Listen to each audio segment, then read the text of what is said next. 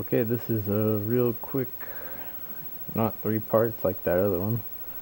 Upcoming Vids vid, and it's pretty much just me saying, if you haven't noticed already, yes, I did end up getting Xbox Live Gold and Modern Warfare 2. If you want me added so we can play something sometime, send me a invite on Xbox Live, because I'm not really good at getting around to writing down names off the computer and putting them in my Xbox and stuff. I'm kind of lazy. So yeah, just send me an invite if you want to do that. Let's see what else. I can't really play much this week. I am about to play stuff. Today is what's today? Today's Tuesday, right? Yeah, Tuesday. And so I'm about to play some more Modern Warfare 2, Dragon Age. I don't think I really have enough time to really get anywhere in Dragon Age. Like, I think it's gonna take me like 15 minutes just to set up my tactics for that Broodmother fight the way I want. Basically, what I plan on doing is using all my mana and stuff, like basically DPS the tentacles down and do that, and then I'll stick with ranged attacks like I was doing at one point until that part where Wynn died, because I didn't realize that the Broodmother was hitting both Morgan and Wynn with its ranged attack, and that just kind of destroyed that last attempt of mine. So I'm just going to go with sort of slow and steady ranged attack DPS there. Save my mana up and use like Wynn's Rejuvenate or whatever to keep Morgan's mana up. Save the mana up for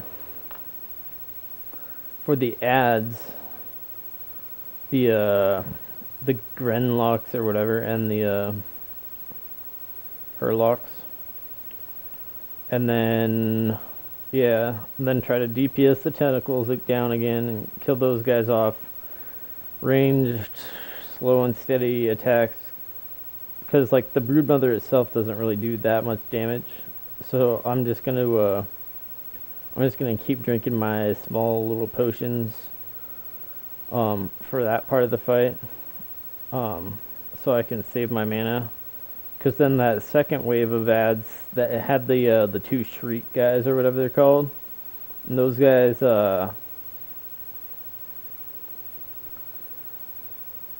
have pretty high DPS. You want to take those guys out quickly, so you really need to have mana for that, and so you can cast spells and kill them as quickly as possible. So yeah, basically setting up all of that so that my guys aren't casting spells when I don't want them to, and stuff like that, and figuring out the tactic stuff for my guy being an archer, because he kind of,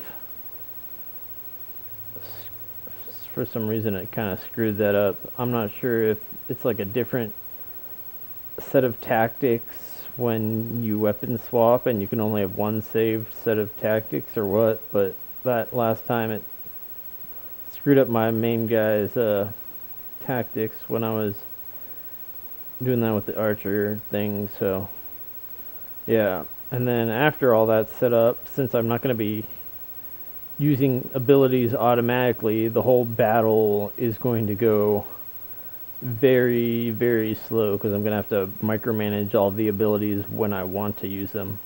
See, the reason I don't want to actually go up and melee the Broodmother is, I don't know if you noticed, but she sometimes will grab one of your melee guys, sort of like the the ogres do.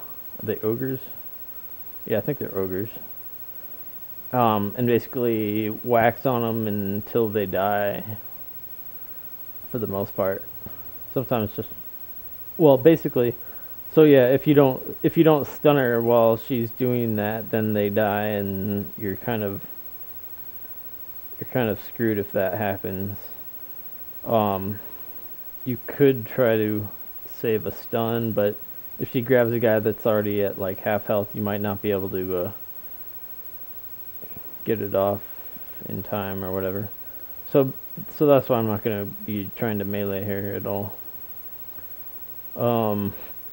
I would like to have. I've already mentioned this somewhere, but I'd like to have that new dwarf guy out of my party. He's just not really that useful. But that one crazy chick was talking and said like Bronco was she could never forgive Bronco for what he's done or something she's done or something like that. So I think the brood mother might be Bronca. In which case I probably want that dwarf guy in my party upon like when I beat that fight. So otherwise I'd probably run back to town or whatever and switch party members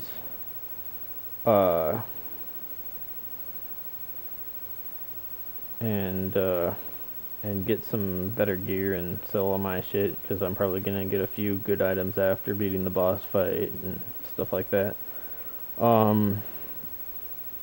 But I've decided that I don't really want to run all the way back there if I'm not gonna do the party member switch because yeah. So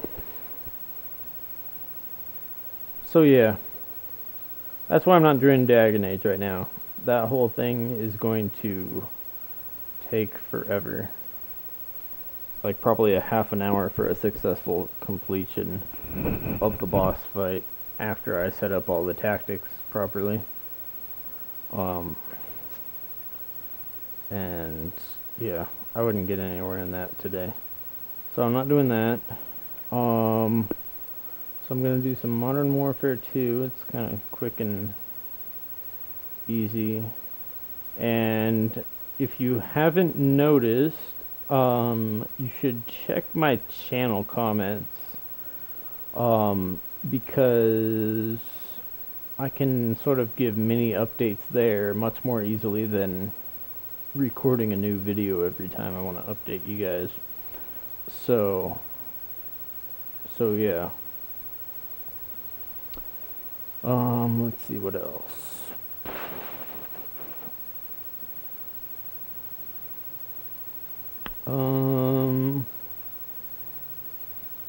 I guess I'll talk about the other new games that'll come out.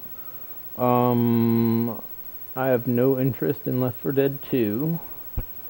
Assassin's Creed 2, I have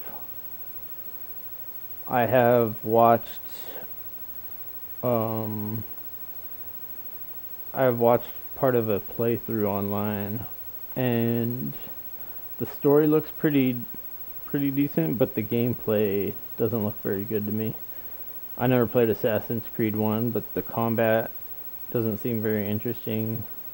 Jumping around on the buildings doesn't seem that cool. It seems like the sort of thing that gets you more frustrated than enjoyable.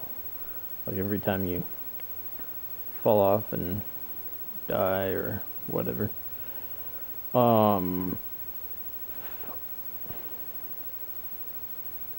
Yeah. Like the combat, it really just looks too easy. The person I saw playing, they pretty much just mashed the attack button, except on a couple guys who were like actually good at blocking stuff. He would just counter them, and the counter either kills them or sets them up to be killed very swiftly afterwards. And it's like, okay, that doesn't look very hard. Um, so yeah. Um, Still planning on either Tatsunoko versus Capcom or Super Street Fighter 4. Um, it it's well, we'll see how that comes out. I'm gonna stop this now though, so I don't accidentally go into a second video, because it's annoying to break these up. If there's anything I've forgotten and remembered, just check my channel comments and it'll be there.